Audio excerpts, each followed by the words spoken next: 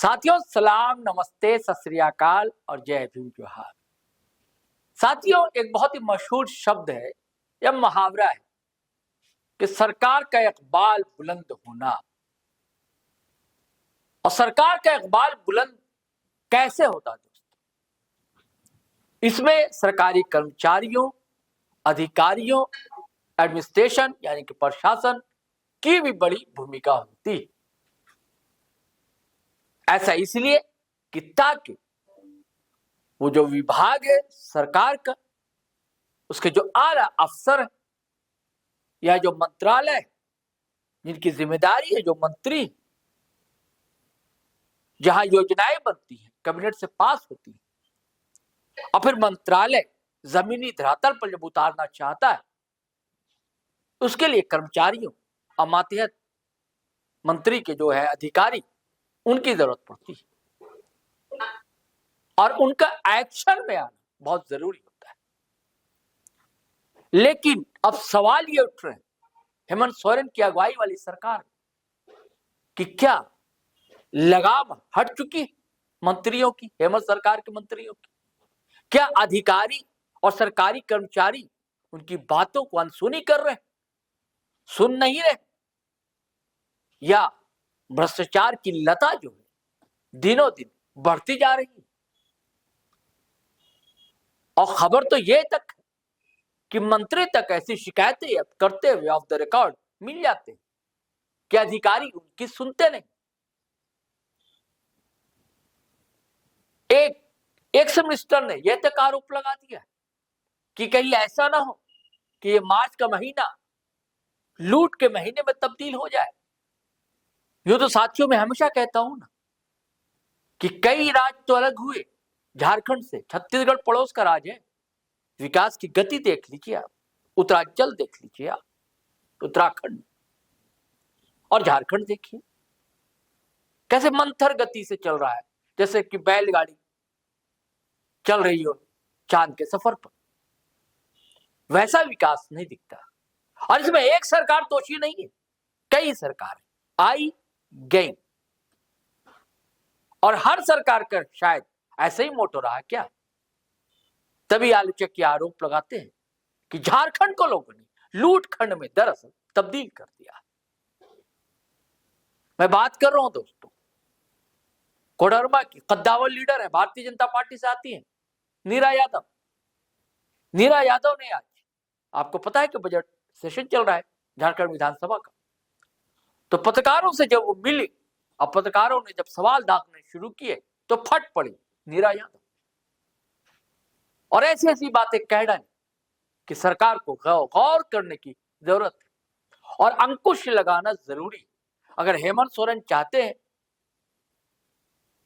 कि हमारा राज्य भी और जितने विकासशील या विकसित राज्य उनकी श्रेणी में आए, तो आपको लगाम तो हुजूर लगानी पड़ेगी। लापरवाही चलेगी नहीं। और भ्रष्टाचार का घुन जो खा रहा है नीचे तक, उस पर भी कंट्रोल बेहद जरूरी।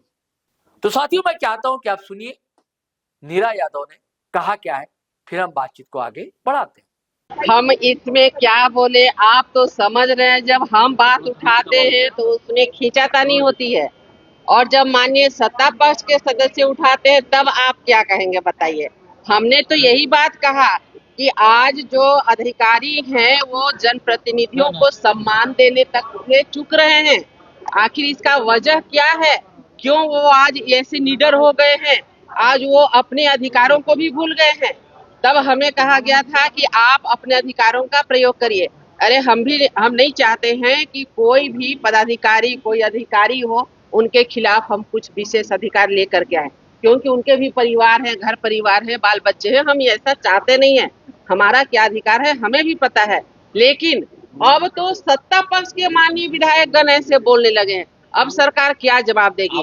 उसका मतलब हमारा एक ही बात कहना है कि कहीं न कहीं सरकार का अंकुश आज कार्यपालिका पे नहीं है, जिसके कारण आए दिन आप देख रहे हैं कि कार्यों का किस प्रकार से दुरुपयोग हो रहा है। आज जो सरकारी खजाना है वो खर्च तो हो रहा है, लेकिन कहाँ खर्च हो रहा है ये पता नहीं। अगर हमें थोड़ा समय मिले तो हम बताएंगे कि आज किस स्तर पे लूट खसोट चल रहा है। और हम ये जरूर करना चाहेंगे कि जो मार्च का महीना है वो लूट का महीना कम से कम नहीं होना चाहिए।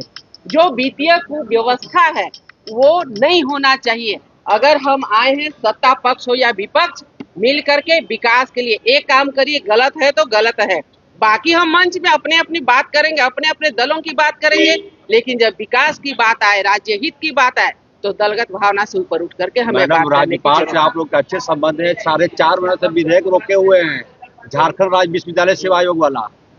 देखिए, जो भी राज्य हित में कार्य होगा उसके लिए हम आगे हैं, और कहीं पर भी अगर ऐसी शिकायत आएगी कि राज्य हित में काम बाधित है, उसे करने के लिए हम हमेशा तत्पर हैं। बहुत धन्यवाद मैडम आपका। तो साथियों, आपने नीरा यादव को सुना।